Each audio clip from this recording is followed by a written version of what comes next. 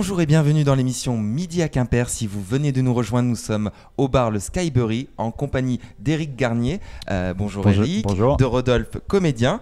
Bonjour. Bonjour. Donc Éric, vous êtes créateur de la série Wi-Fi, toute nouvelle web série sur Quimper. Très bien, donc vous êtes venu nous en parler aujourd'hui. Mais avant tout, j'aimerais un peu redécouvrir votre parcours à tous les deux. Parcours, qu'est-ce qui vous a fait commencer dans ce milieu de comédien dans la région où vous avez commencé? Qu'est-ce qui vous a donné envie de le faire? Alors on a un parcours différent tous les deux avec Rodolphe.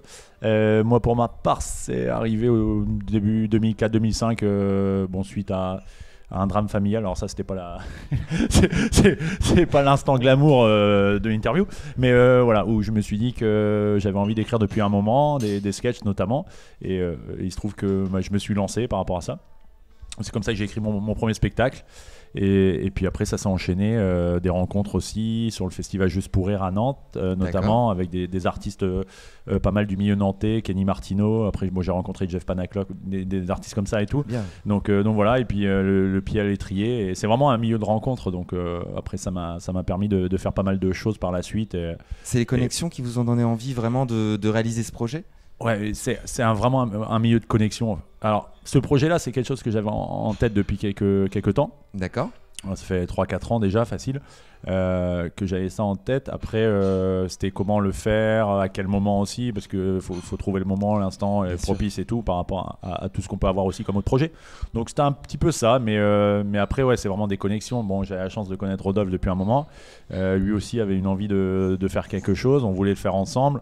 On avait chacun des idées de notre côté, et puis on s'est mis autour d'une table un jour et on a essayé de trouver la meilleure idée pour la moins chère. C'est un paramètre important en fait. D'accord, donc de dire voilà le budget le plus petit possible. Ce qui va nous paraître, on avait grosso modo, on avait quoi, 2-3 idées chacun, à peu près. Et il y a des idées qui sont des fois qui demandent beaucoup plus de moyens, donc forcément dans le même thème un peu de short série ou programme court. Et c'est vrai qu'il y a des fois, si on demande de travailler avec un fond vert ou des choses comme ça, qu'on veut tourner en extérieur, il faut des autorisations, il faut plus de moyens. Bon, voilà. Donc nous, on a regardé les idées qu'on avait. Il y avait une en l'occurrence qui était de moi, mais qui était de tourner dans un huis clos ou dans un lieu fermé. Donc voilà, ça s'y prêtait déjà mieux. Et puis ça demandait moins d'argent, et en même temps, il y avait moyen de faire quelque chose de sympa. Donc on est parti là-dessus. Très bien. Donc l'endroit, je crois, appartient à quelqu'un de votre famille. Pas du tout. Pas du tout. Non, très bien. Mauvaise information. Tout va bien. C'est sa famille. D'accord, très bien. Donc vous servez de locaux pour le tournage. Ouais, alors c'est une vieille grange ou? En fait, c'était une maison, une dépendance de la maison de ma grand-mère. Et en fait, au départ, on était parti pour aller chercher un lieu, une cave pour faire le tournage. Et en fait, on a eu cette idée, on a pensé à la maison, à cette vieille maison qui, en fait, depuis avant-guerre même, elle n'a jamais bougé. Les propriétaires sont décédés, et du coup, tout est resté tel quel. C'est terre battue au sol, pierre brute à l'intérieur. Enfin, même les meubles sont d'époque, quoi. Donc, on avait juste à organiser. Plaza nous l'envie. C'est clair. On pense souvent à lui. Un jour, je crois qu'il va venir faire un saut chez nous. Lui. Donc, une invitation est lancée pour Stéphane Plaza. Voilà, donc, le théâtre parfait pour votre web-série qui a commencé. Du coup, de quoi parle cette série? Est-ce que ça parle de la guerre? C'est sur quel ton? Plus comique? Plus dramatique? Alors là, je vais laisser Rico en parler parce qu'il est mieux que moi. Ah, cadeau. Ouais, c'est une web-série qui... Enfin, bon, on a un prétexte, c'est la Seconde Guerre mondiale. Donc voilà, tout simplement. Et à l'intérieur de cette fait historique, on utilise un breton et qui crée son groupe de résistance. Donc il y a un ancien militaire qui revient s'installer ici, et puis qui, suite à l'appel du général de Gaulle, qui était en... Et ouais, ben voilà. Ça y est, j'ai perdu la question piège. Comment piéger celui Alors qui vous chez interviewe? vous avez 30 secondes. Très bien. Donc c'était le 18 juin 1940. Donc voilà, qui, suite à l'appel du général de Gaulle sur la BBC, décide de monter un réseau de résistance pour essayer de faire quelque chose, et voilà, pour mener à mal les actions allemandes, quoi. Et bon, le problème, c'est qu'ils s'entourent un petit peu, on va dire... voilà, un peu de branquignol, et puis toute l'histoire part de là, quoi. Donc, alors, je reviens sur la question que vous m'avez lancée. Du coup, vous avez dû réétudier cette partie de l'histoire? Ah ouais, avant de lancer la carrément, série? parce que moi je savais pas la réponse avant de vous poser. D'accord, ça c'est bien ça, très bien. Mais beaucoup de temps, beaucoup de... C'est un vrai travail, il y a un travail de documentation à faire aussi D'accord. en amont, parce que nous ce qu'on a voulu faire aussi c'est de se coller à des faits historiques. Donc on utilise la Bretagne, pour ceux qui connaissent un petit peu, c'est une vraie terre de résistants. Donc il y a eu beaucoup de faits historiques dans la Seconde Guerre mondiale ici en termes de résistants. Et nous on utilise ça, donc il a fallu faire des recherches historiques pour tous les groupes de réseau, enfin tout ce qui s'est passé un petit peu dans le coin. Et nous on peut utiliser ça à l'intérieur de certains épisodes, et ça nous permet de coller à la réalité de l'époque, et en même temps d'en sortir après avec nos personnages qui sont complètement loufoques, et en utilisant des anachronismes et plein de choses. Donc c'est hyper intéressant en fait de jongler entre ce côté historique réel, et puis c'est ce côté complètement fantasy qu'on amène quoi, avec les personnages ou avec même nos propres histoires quoi. Donc un gros travail de fond. Pour vous aussi, Rodolphe, le fait d'interpréter un Allemand pendant la Résistance, au niveau de la voix, au niveau de la mise en scène, comment vous êtes préparé pour ça? Ah ouais, c'est lui qui a le rôle le plus pourri. J'aime beaucoup ce rôle, il me tient beaucoup à cœur, mais c'est vrai que par rapport à la mise en place, je me suis un peu inspiré. On va dire que je suis fan de l'Allemagne un peu, mais ça reste au niveau footballistique. Après, non, faut pas déconner non plus quoi. Mais par contre, ouais, ce rôle, il me tenait vraiment à cœur. Et en fait, c'est moi qui ai suggéré à Rico d'intégrer un déserteur allemand, fils d'un riche industriel. D'accord. Et donc, on ne connaît pas trop l'origine, pourquoi il est dans le réseau, mais c'est un fonceur, il ne réfléchit pas beaucoup, il est assez violent, porté pour les... C'est en gros l'homme fort du groupe, quoi. Et donc, par contre, ouais, effectivement, sur le travail de fond pour le comédien, pour le rôle de Gunther Handbubble, c'est vraiment l'accent, quoi. Gunther Handbubble. Ouais. Au Très début, c'était autre chose, et en fait, Rico a mélangé pour un petit truc un peu plus subtil, comme il en a le secret, GHB, en fait, pour les initiales. D'accord, ouais, très bien. C'est donc GHB. Voilà, on va pas dire ce que c'est, on va éviter cette question. Alors, comment vous avez recruté toute cette équipe, tous ces comédiens? Parce que vous êtes à représenter la série 2 personnes aujourd'hui, mais je crois que vous êtes 5 sur le tournage. C'est ça. Oui. Nous, en fait, Rico et moi, on se connaît depuis 20 ans maintenant, par le biais du basket. Et du coup, en fait, c'est beaucoup Eric qui connaissait les autres comédiens. Moi, je suis venu là, j'ai écrit avec lui, et c'est lui, en fait, qui a les connaissances, puisque Julien, tu l'as rencontré dans les festivals, de l'humour, je crois. Ouais. Tony, je me rappelle plus comment tu l'as rencontré. D'où le rôle, très bien. C'est pour ça, d'accord. Et Daruela, c'est pareil, c'est toi qui la connaissais. Mais en fait, c'est des gens que j'ai connus, donc, que j'ai hébergés pendant les tournages. Et en fait, ça s'est super bien passé.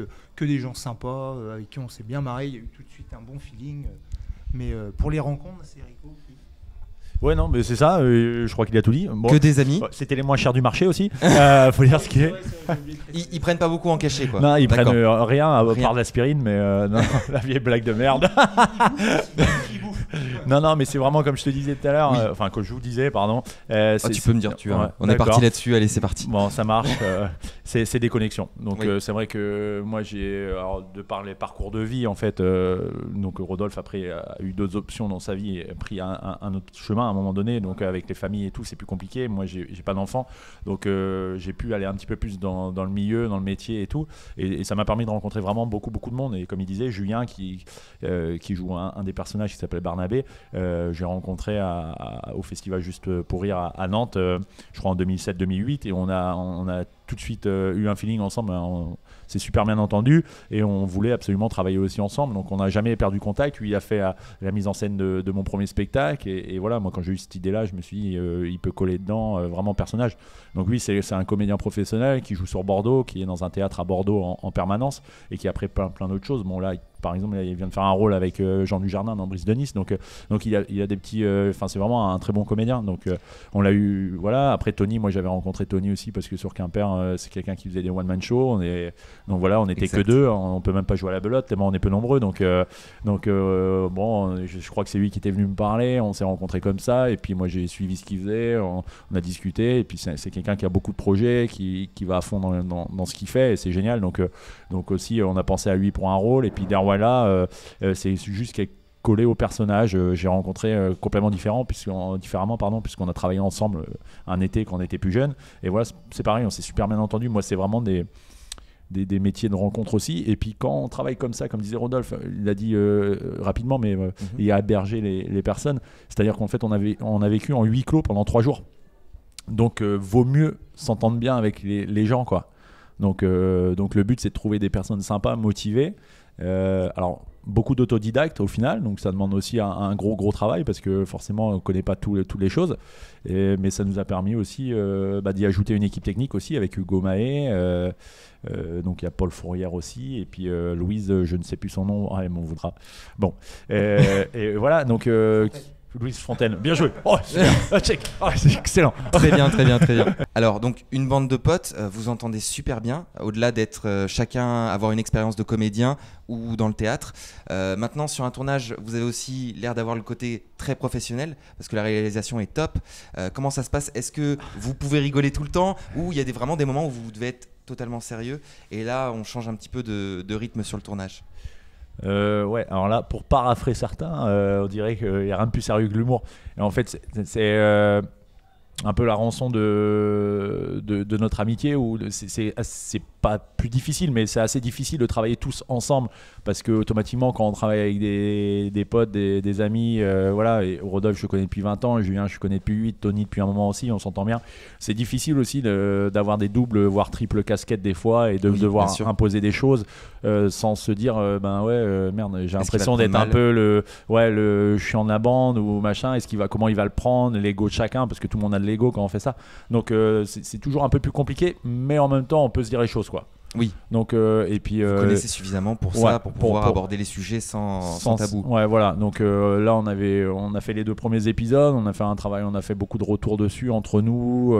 Bon, il y a eu un gros travail de montage déjà d'Hugo, et puis après toute l'équipe, on a échangé, on a analysé, et bon après, comme on dit, c'est moi qui ai le final cut, mais déjà essayer de voir un peu ce que chacun pense et les aspirations. Donc, mais après sur le tournage, des fois c'était dur, parce que on se fend la gueule, quoi. Donc forcément, surtout que il y a de la comédie dedans. Vous devez avoir chacun des idées, les apporter un petit peu la pierre à l'édifice pour continuer la série. Mais ça se voit aussi que c'est la bande de potes, comme j'ai dit tout à l'heure, qui rigolent et qui s'éclatent et qui font du très très bon travail. Bah ouais, on est obligé de faire ça, quoi. C'est vraiment la bande de potes, et en plus, comme tu disais, la série se prête à ça parce que on passe beaucoup de temps autour d'une table à bouffer du saucisson et à boire du pinard. Sympathique, et donc très sympathique. déjà le lieu s'y prête, et donc on a l'impression d'être un peu là-dessus dans cette idée-là. Et puis bon, c'est une série qui se veut comique, oui. Donc déjà faut que nous aussi on essaye de s'amuser quand on l'a fait, quoi. On l'a fait pour nous, pour les gens, mais c'est vraiment pour nous, pour une expérience qu'on sorte de là. Moi je veux pas qu'il y en ait un qui sorte de là-dedans en se disant j'ai passé 2-3 jours, parce que c'est quand même ça demande du temps, quoi. On se lève assez tôt et on se couche très tard. Ouais, complètement. Oh la vache. Ah oui. Donc on fait du 8h pour ceux qui se lèvent le plus tôt possible le matin, mais c'est de 8h jusqu'à on se couche, il est minuit, 1h, si c'est pas plus. Donc il faut enchaîner, et au bout de 3 jours, c'est un peu ça tire un petit peu. Ouais. Mais des efforts qui sont quand même au final récompensés, parce que première vidéo avec plus de 2000 vues sur votre vidéo, c'est énorme quand même pour une web série qui démarre. Alors moi j'aimerais savoir, qu'est-ce qui est vos succès ? Est-ce qu'il y a eu de la communication ou vous avez eu des premiers retours justement sur cette série, sur le travail qui a été fait, des gens qui adorent ça, moi j'ai montré à ma mère comment regarder les vidéos sur YouTube, et donc elle le fait 10 fois par jour, donc j'ai abandonné pour la mienne. Non, moi je me fais pas trop attention à ça, honnêtement. Je sais pas, c'est peut-être plus un truc pour le réal, mais moi je fais pas trop attention aux vues sur YouTube, parce que moi ce qui m'intéresse, c'est le retour constructif qu'on peut avoir des gens qui aiment. Il y a les proches qui vont pas oser vous dire qu'ils aiment pas, donc ils vont vous dire j'adore. Il y en a d'autres qui par principe de toute façon vont tester parce qu'ils détestent tout ce que les gens font. Ça existe, on en voit partout, quand vous regardez les critiques de cinéma, il y en a, ils peuvent pas s'empêcher de critiquer négativement quelque chose. Donc voilà, moi j'essaye de voir ce qui peut être intéressant, ce qui est fondé, que ce soit positif ou négatif, et constructif surtout. C'est ça le but, c'est que ça soit constructif. Après plus il y a de gens qui le verront, plus il y a de gens qui aiment, tant mieux pour nous. Mais là déjà, nous l'idée c'est de faire 6 épisodes 3x2, et d'essayer de trouver un peu notre rythme de jeu, d'écriture, de tournage. Voilà, donc là on essaye plusieurs choses, vous avez vu un premier épisode, il faisait 6 minutes, le deuxième faisait 3 et quelques. On travaille un petit peu là-dessus, on essaie de trouver un rythme et puis de s'amuser et de nous faire rire et qu'on regarde le truc et qu'on se dise à la fin, excusez-moi du terme, mais putain c'était bon là, on s'est bien marré et c'est vraiment sympa. Donc voilà. Alors dernière question très très rapidement, de l'avenir pour Wi-Fi justement, des prochains épisodes qui vont pas tarder à sortir? Pour les prochains épisodes, en fait, on en a déjà écrit 2. Et donc, le projet, c'est d'en écrire 4, d'avoir 6 épisodes test. Donc, le prochain tournage, on va sûrement faire ça courant décembre. Et donc, ce sera de continuer à les diffuser par le biais d'Internet, éventuellement créer une page Facebook. Et après, on verra ce que ça donnera, quoi. Mais toujours prendre plus de plaisir et puis trouver le rythme, quoi. Le bon ton humoristique, le rythme au niveau du tournage, tout ça. Et puis peaufiner nos personnages un petit peu. Eh bien, continuez comme ça parce que les personnages sont très réalistes quand j'ai regardé et ça donne vraiment envie de voir la suite. Moi, j'essaierai de parler comme ça un petit peu tout le temps. Ah, pas mal l'interprétation. Super. Si vous voulez les retrouver, vous pouvez les retrouver donc en tapant Wi-Fi, W-I-P-H-I, ou grâce au lien que vous allez avoir à la fin de notre vidéo. Et réagir grâce au hashtag MAQ sur Facebook et Twitter, sur la page Midi à Quimper et Rock Avenue. Merci de nous avoir suivis. Merci d'avoir été là avec nous. Merci. Et à très bientôt pour de nouveaux épisodes. Avec plaisir.